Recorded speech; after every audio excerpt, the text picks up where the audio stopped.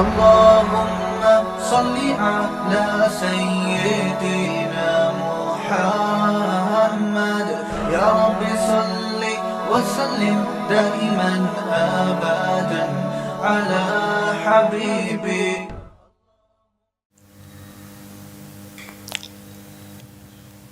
حضرت مولانا اشرف علی تھانوی رحمہ اللہ تعالی ساری زندگی ایک چیز کہتے کہتے دنیا سے چلے گئے کہ مسلمان معاملات میں ٹھیک نہیں ہے. معاملات کا مطلب یہ ہوتا ہے ایک آپ کا معاملہ ہوتا ہے اللہ کے ساتھ اور ایک معاملہ ہوتا ہے آپس میں لوگوں کے ساتھ. تو ساری زندگی یہ کہتے کہتے چلے گئے کہ اصل میں تو نہ اللہ کے ساتھ ٹھیک ہے نہ مخلوق کے ساتھ، لیکن اللہ کے ساتھ معاملات کو کم از کم مذہب کا، دین کا حصہ سمجھتے ہیں. آپس کے معاملات کو دین اور مذہب کا حصہ بھی نہیں سمجھتے. اللہ کے ساتھ معاملات نماز ہے، زکوٰۃ ہے، حج ہے، روزہ ہے، اس کو کم از کم دین سمجھتے ہیں. آپس کے ساتھ معاملات کو دین ہی نہیں سمجھتے.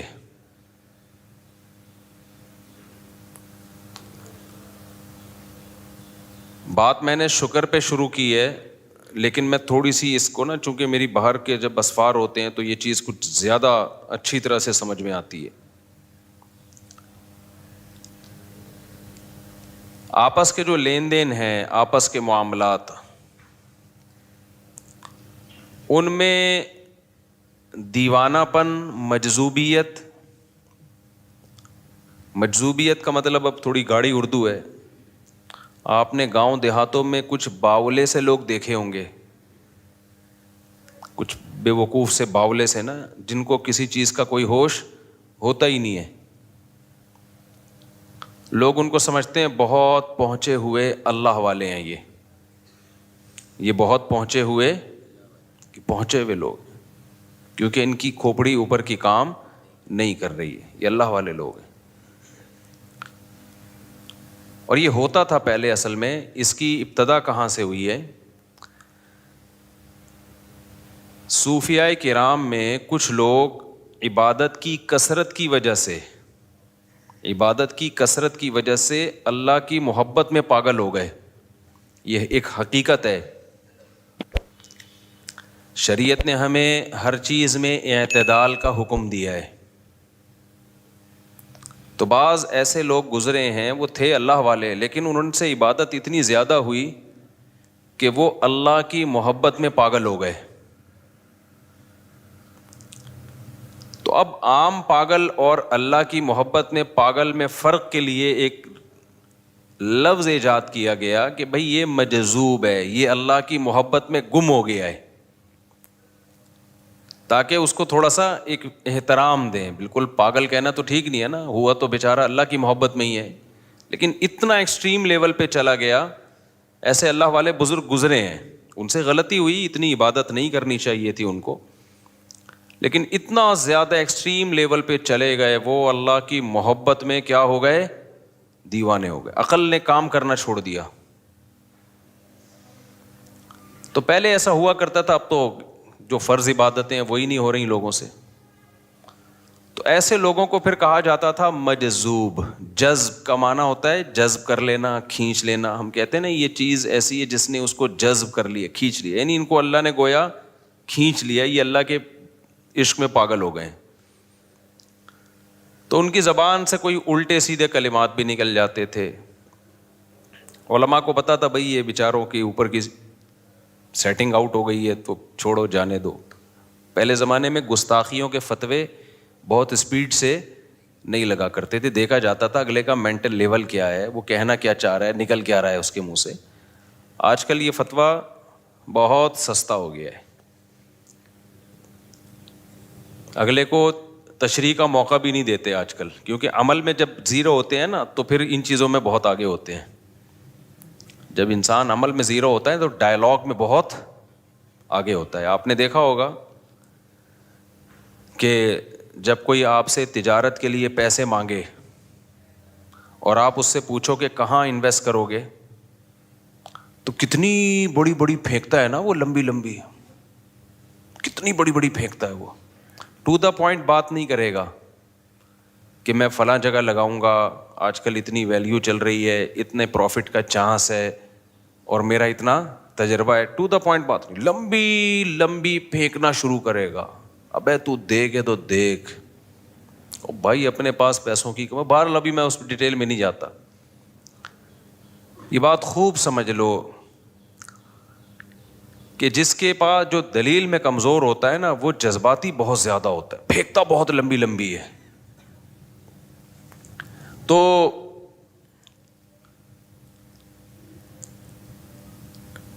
آج کل چونکہ عمل میں مسلمان کمزور ہے نا، عمل تو ہو نہیں رہا. آپ معاملات دیکھ لیں، ہر چیز میں کمزور ہے، تو وہ لہذا وہ ذرا سی زبان لڑکھڑائی اور عشق رسول کا ایک دم جوش آ کے فوراً کیا لگا دیا، فتویٰ، مار دھاڑ، پھر اس پہ کنٹینر اور جو کچھ ہوتا ہے ہمارے یہاں سب کو پتہ ہی ہے.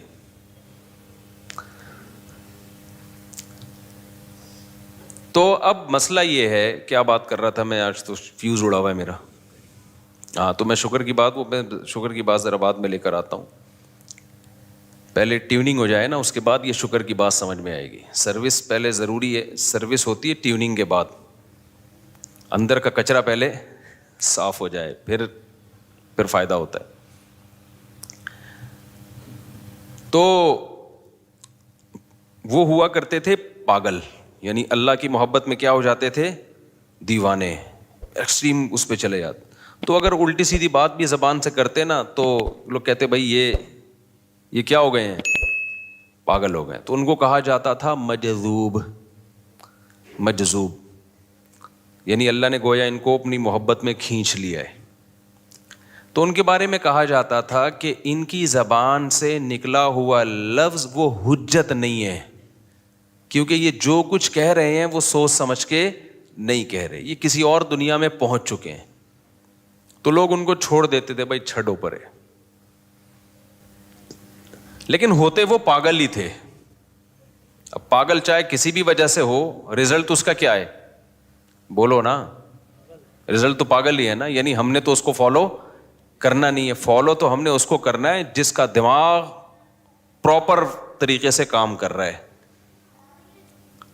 علماء نے لکھا ہے کہ جب جج غصے میں ہو نا، اس کے لیے فیصلہ لکھنا حرام ہے. وجہ اس کی ہے کہ غصے میں انسان کا دماغ پوری طریقے سے کام نہیں کرتا. اس کا خطرہ ہے کہ وہ کچھ الٹا فیصلہ کر دے گا جذبات میں آ کے، کیونکہ اس وقت تھوڑا سا پاگل ہوتا ہے وہ. اکثر طلاقیں غصے میں ہوتی ہیں نا، کیونکہ اس وقت دماغ کام نہیں کر رہا ہوتا، پھر بعد میں روتے ہیں، پچھتاتے ہیں.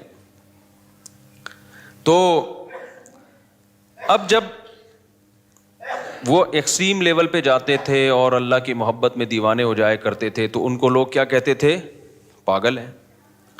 تو پاگل چاہے وہ کسی بھی طبقے سے ہو، اس کا قول، اس کا عمل شریعت میں ہمارے لیے حجت نہیں ہے، نہ اس کو اس کی باتوں پہ پکڑا جاتا ہے اگر ثابت ہو جائے کہ یہ پاگل ہے.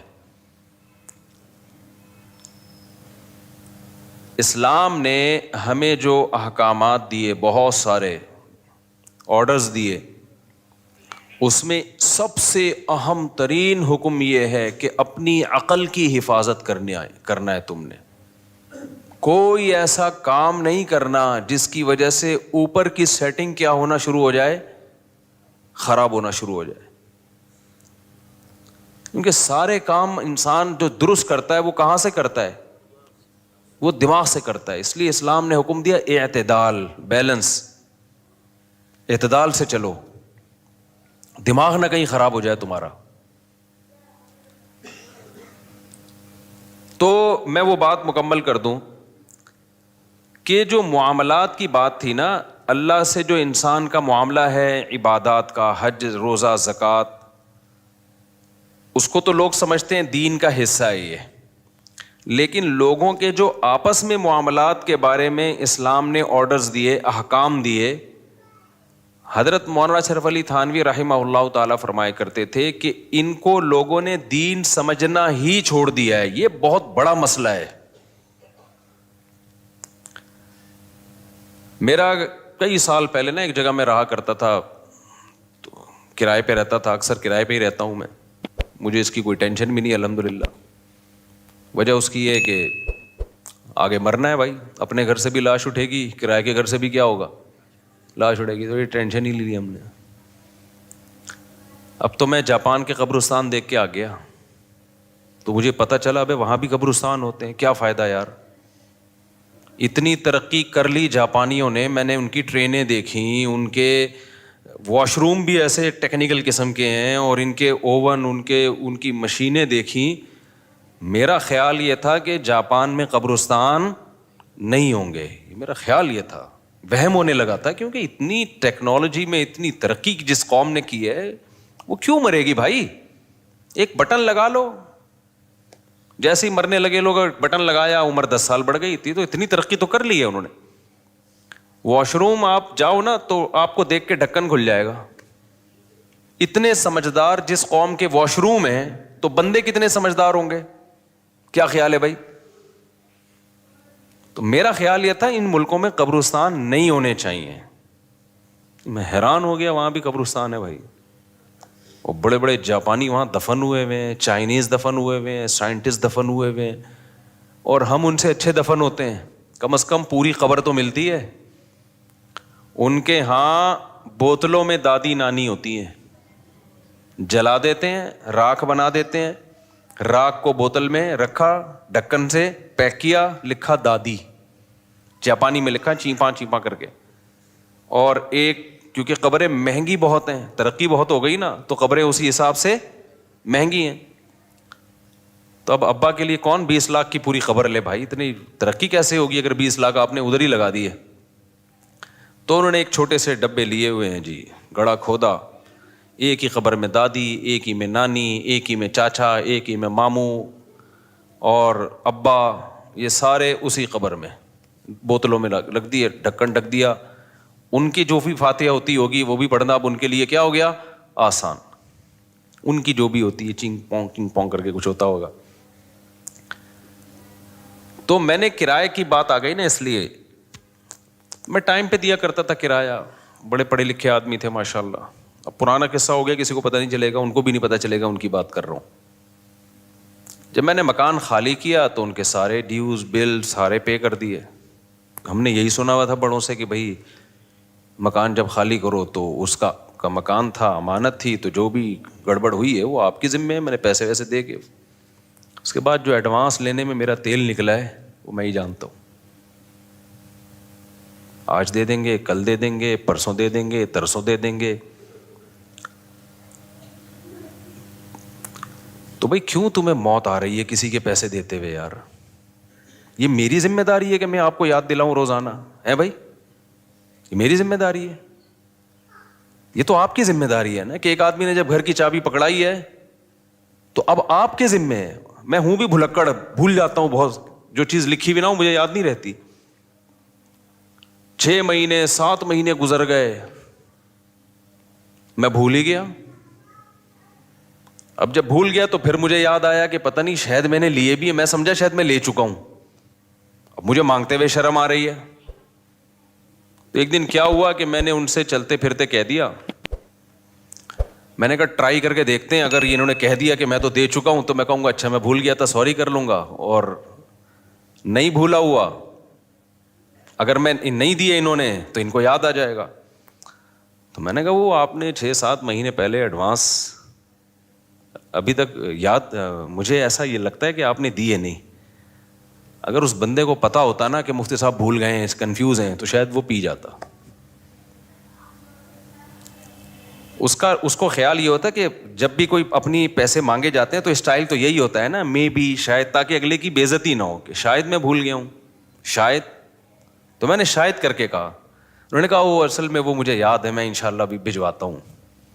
پھر جو 2 ہفتے 3 ہفتے 1 ہفتے پھر لگا دیے. حالانکہ ماشاءاللہ نمازی بھی ہیں، حاجی بھی ہیں، ہر جماعتوں میں بھی جا رہے ہیں، تبلیغ میں بھی وقت لگ رہا ہے. ہر بات میں اللہ اکبر اللہ، جب آپ ان سے سنیں گے نا ہر بات میں اللہ اندر سے نکلے گا.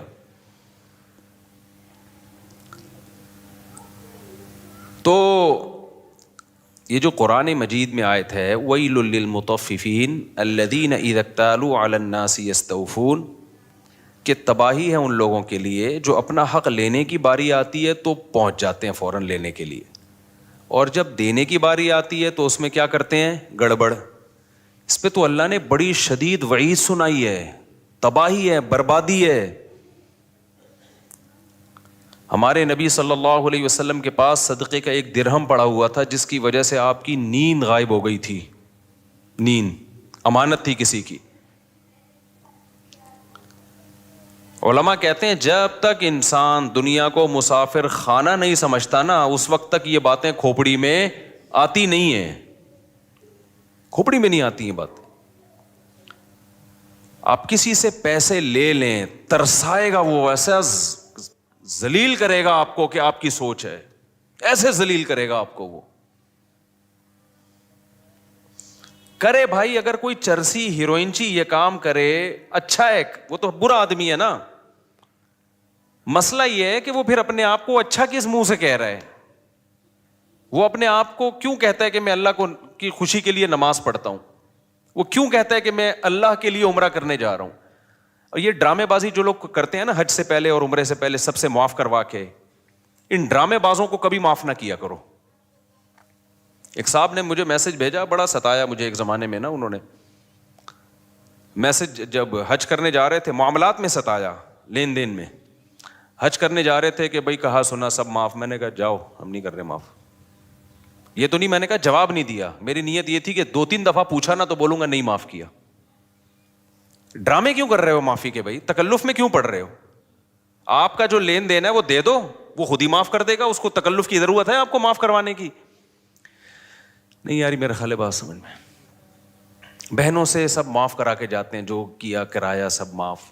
بھائی وراثت دے دو اس کی جو ابا کی تم کھا کے بیٹھے ہوئے ہو، تو معافی کی تکلف کی ضرورت بولو نہیں رہے گی، دے دو اس کو. آپ خوب سمجھ لو اسلام آسان ہے لیکن لچکدار نہیں ہے.